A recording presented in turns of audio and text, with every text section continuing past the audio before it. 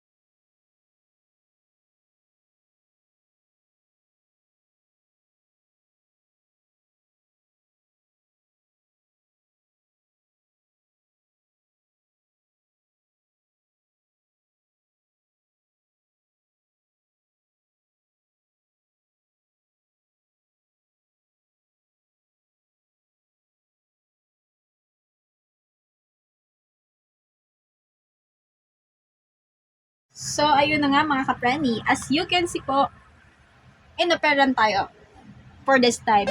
Inoperan tayo ng 3,000 pesos.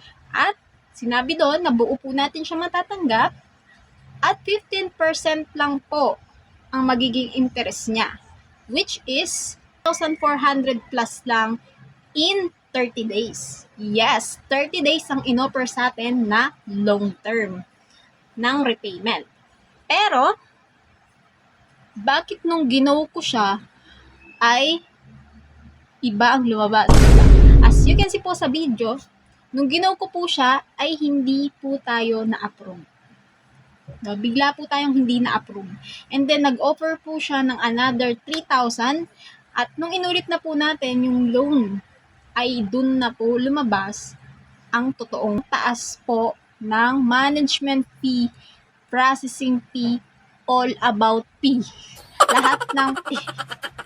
Diba po? 2,100 na lang po ang makuha natin kung ginaw po yung 3,000. That's why po, hindi na po natin siya ginrab. Ipa-delete na lang po ako ng account upang maalis po yung account ko sa kanila. So, pinapalagi ko nga po sinasabi, nasa sa inyo yan mga kapreni kung i-go nyo pa rin yun. Pero sa akin, ay, akala ko ito na. Akala ko ito na yun. Hindi pa pala. So, yun lang po for today's vlog. Think twice before click borrow now.